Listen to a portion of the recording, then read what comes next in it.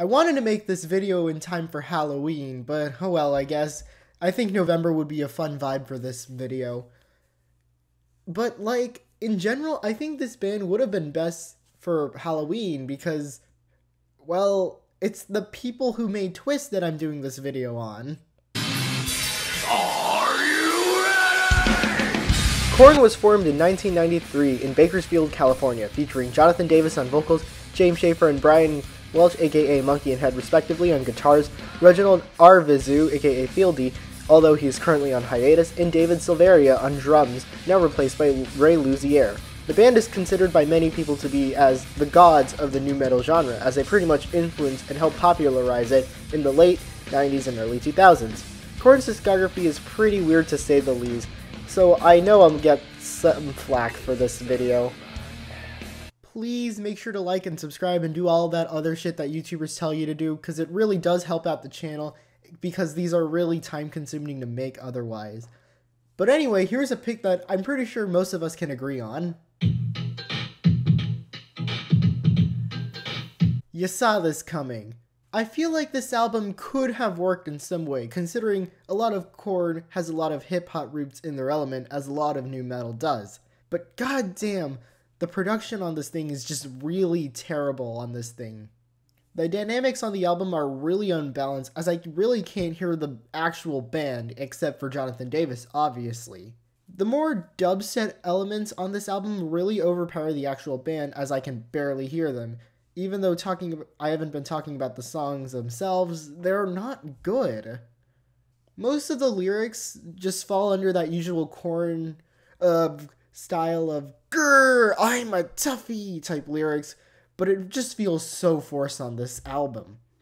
If this album was maybe an EP consisting of Narcissistic Cannibal, Chaos Lives in Everything, Let's Go, and honestly the only track I actually like being Get Up, this probably would have been received a lot better. I just feel like this album didn't need to be a full album. I like some dubstep from time to time, but I just really can't stand this album. You know, this album actually could have been good, but this thing is just so boring. Korn going back to their roots sounds like a good idea after the release of their previous album, and bands I like such as Green Day and Metallica have also made albums after somewhat mediocre releases. But the difference here is that those albums are filled with passion and, excitement, while this album just feels kind of forced, and you can tell that the band doesn't want to make it. Jonathan Davis himself even admits he doesn't even like this album. Songs like Papa Pill have a somewhat Primus-like groove to them, but the production makes the songs sound so stale. The production can range from being overblown to being really clean. Let the Guilt Go feels way too clean when it should be a bit more rough around the edges. Even then, the songs themselves aren't that interesting, and the instrumentation is somewhat cool, as I like Monkey's riffs on the album. Also, Ray did a great job on this album, and it really sucks that this was his first album with the band. So, like I said, it's bad, but it's not all bad. It's just kind of boring and bad, if you get it.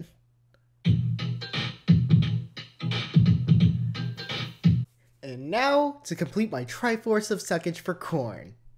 I just realized all these albums I talked about so far came out before each other. That's a little weird. Anyways, unlike Korn 3, Untitled, or Korn 2, or whatever the fuck you want to call it, is a lot more varied, which I definitely respect. But most of the attempts really fall flat in their face. The album goes a lot for a 9 Inch Nails style production with a lot of the more industrial style production. This is also their first album without David Silveria, and there was no official drummer on this album. So they got Terry Bozzio, who drummed for Frank Zappa, and Brooks Wackerman, who currently drums for Avenged Sevenfold. So that probably explains why the tone of the album is a bit inconsistent. You get your typical Korn bangers like Evolution and Innocent Bystander, and some weird ones like I Will Protect You and Kiss, which is honestly one of the worst ballads I've seen this band do. There are some really unnecessary diss tracks against Head, being Everbee and Love and Luxury. They don't really fit the vibe of the album, and they just feel weird. The album does get points for trying something new, especially during a time when nu metal was declining in popularity. But I think Korn would make a lot more experimental music that was better before and after this album came out. Y'all want a decently good album? Say fuck that! Fuck that! This is just stale rather than bad. The fact that this is the last album with the original lineup also just makes me sad, because this was kind of a drag to get through. Now, I will say that the album does start well enough with the song Right Now, which is actually really good and it has a not great music video attached to it. But the song has a strong riff. I love Fieldy's bass because it has like a nice groove to it, and Jonathan's vocals are just great as always. Everything else is just either decent or not great. I like some of the songs like I'm Done, Alive, which sounds like early Korn, which, I mean, yeah, it was written before the debut album, and Play Me, which has a nice feature from Nas. However, the more boring stuff really outweighs the almost good songs on this album. There is really not a lot I can say about this album. And speaking of formulaic, now we have the newest album from Korn. After a string of albums that felt like the band was improving after the late 2000s, this felt like a bit of a retread. I don't think it's bad, but like, take a look in the mirror, it's just a bit bland. The riffs on this thing are generally pretty solid, and I always get a kick out of the opening riff on Forgotten, and even the scatting on The Worst It's On Its Way, which, it's very good.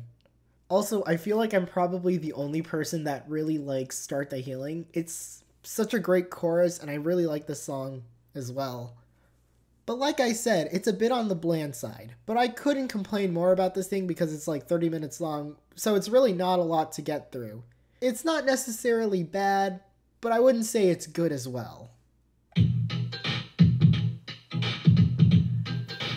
I feel like putting this album here is a bit of a hot take, considering how much this album is beloved. Well, I think? Let me know if that's true. Untouchables is a bit weird for me, because I think the album has some generic songs on it, but even then, I think the songs on here are really, really good. I love the opening track Here to Stay, as well as Thoughtless, and even the really underrated as hell song Blame, which I think everyone should check out. Please, it's really good. But like I said, it can be a tad plain. Songs like Make Believe, Bottled Up Inside, and Embrace can feel like they're not treading on new ground. I think a lot of Korn's albums don't really give a lot for me to talk about, and this really isn't an exception. I think Untouchables is a good album, but I know the band can do so much better than this. The album that made Korn epic again! This was also the first album from the band to actually feature Guitar's head in over a decade, and this really does feel like the band going back to their roots and making the band, good again. The opening Pray For Me has a solid riff and a solid performance from the band, and other songs like Never Nevered, Paranoid and Aroused, and It's All Wrong are some reasons why I think Korn isn't ready to retire.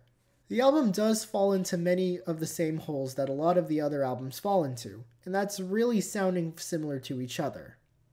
Spikes in My Vein and Lullaby for a Sadist are somewhat weak tracks that would have made this album pretty good for me.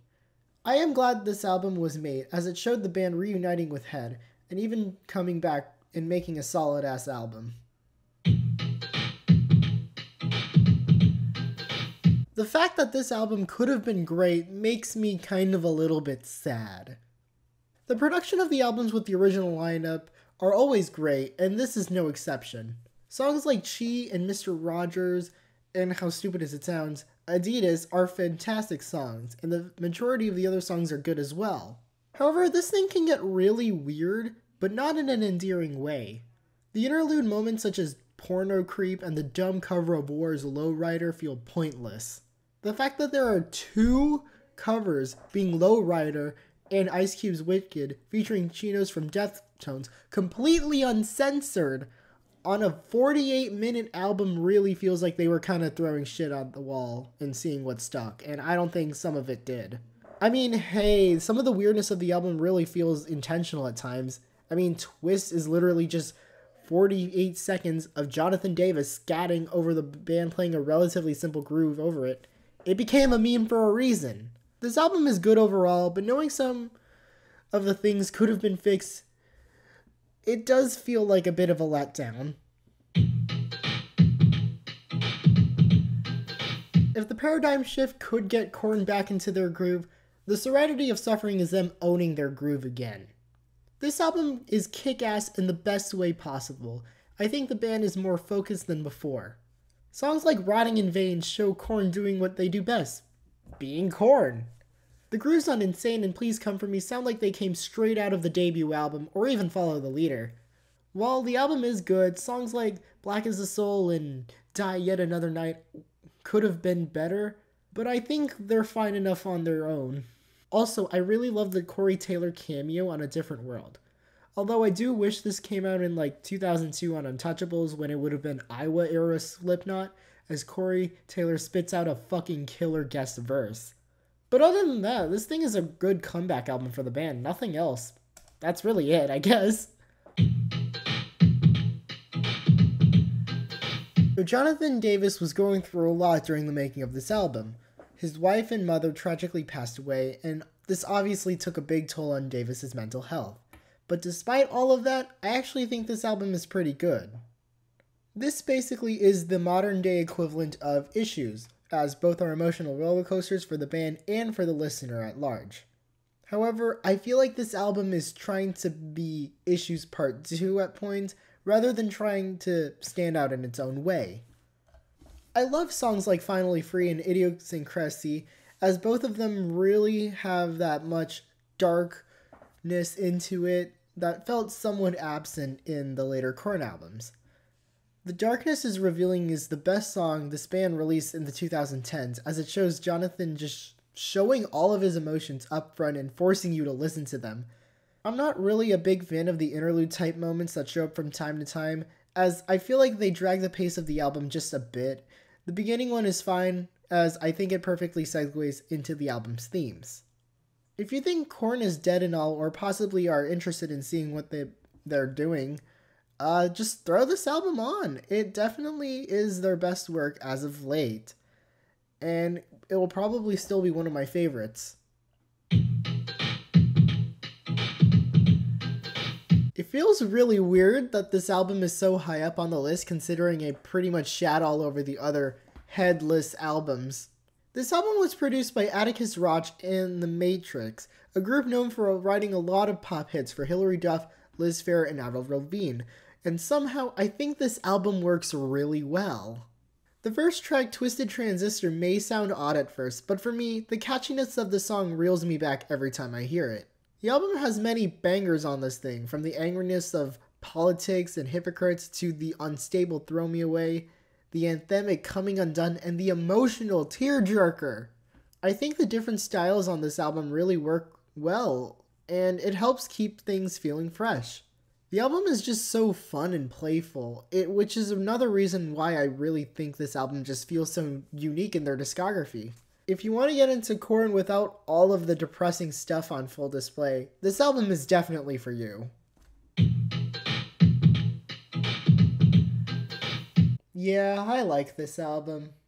The fact that this band was as popular as NSYNC and Britney Spears, as well as being on constant rotation on TRL, just astounds me. It was their first album with a more commercial direction, but the album is still fierce enough to be worth your time.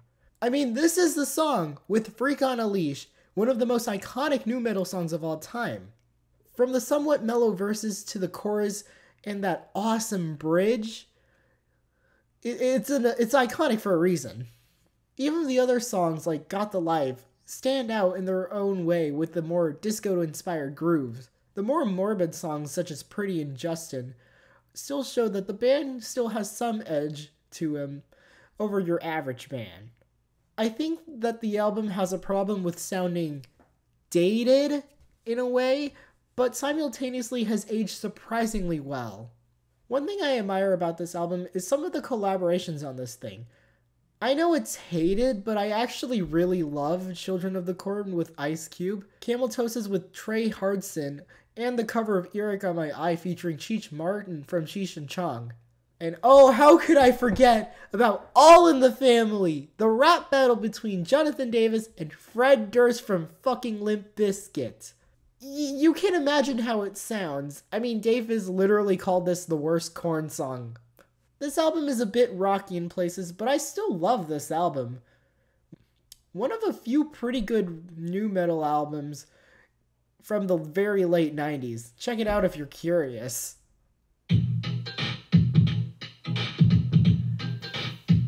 Good God, I just fucking love this thing, man. This is what I love in a debut album. A new band trying something new and inventive. And this album pretty much started the whole nu metal genre. You can tell how raw and primal this album is. From the opening of Blind to the downward aggressiveness of Clown, there's just a moment in every song where the band is just assaulting you with heavy guitars, rhythmic drum beats, and primal screaming.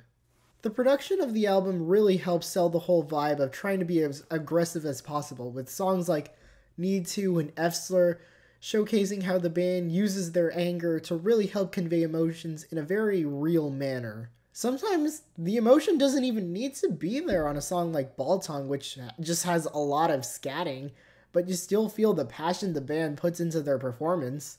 My only real problem with the album is that the song quality somewhat decreases when we hit Chutes and Ladders. But still, the songs are not even bad, they're just less good. I do enjoy the deep cuts like Lie and Fake, as they really carry the tone of the first half of the album, but in a more catchy way. And good God, I cannot talk about this album without mentioning the 17-minute thing, but really 9-minute closer, Daddy, which is easily the most disturbing song this band has ever made. I don't think YouTube will like me talking about this song, but Jesus Christ, look into it, because this song is just so emotionally powerful that I'm surprised that the band had the guts to release this on their first album. This thing is absolutely amazing. This is easily the album to get people into nu metal. I feel like this debut album is a perfect example of really capturing the band's sound in a really, really compelling and accessible way as well. You know, this album really just gets me into the autumn season. I don't know why I had to say this, I just wanted to say it. If the debut album was their Blue album, this album is basically their Pinkerton, both of which are generally seen as Korn's best albums, but as you can see, I prefer Issues over the debut. This album can be an emotional roller coaster, as it's pretty much a lot of just Jonathan Davis' struggles with the band and himself. I mean, Falling Away From Me, which actually first premiered in a South Park episode that made me actually want to create this whole video, is actually about the psychological damage child abuse can have on a person. Trash and Somebody Someone are emotional songs that deal with relationship troubles. Wake Up is another song that details Jonathan's feelings towards the band's internal fighting, as he just wants inner peace. You can really feel every biting emotion coming out of Davis's mouth as he continues to struggle with the pressure and drug abuse. Probably my favorite Korn song, Make Me Bad, discusses Jonathan's drug and alcohol addiction basically controlling his life. Along with a simple yet powerful main riff, I can't help but headbang to this song. I haven't mentioned most of the other tracks on the album, such as Beg For Me, Let's Get the Party Started, and the powerful closer that is Dirty. I mean, there's a lot of emotion that feels so raw and genuine to a point where I don't really have a lot of saying to this album, because yeah, other than that, it's my favorite Korn album. Maybe even my favorite nu metal album in general, actually. This album is a classic album that deserves a lot more love than it already does. Give it a spin, maybe you'll find something to love about this album like me. Wow, that took a lot out of me, but thank you for watching this far into the video. Make sure to like, subscribe, do all that thing, because these videos are a lot to work on. I'll see you in the next worst to best video, I guess. Bye. And now, poetry by Gary.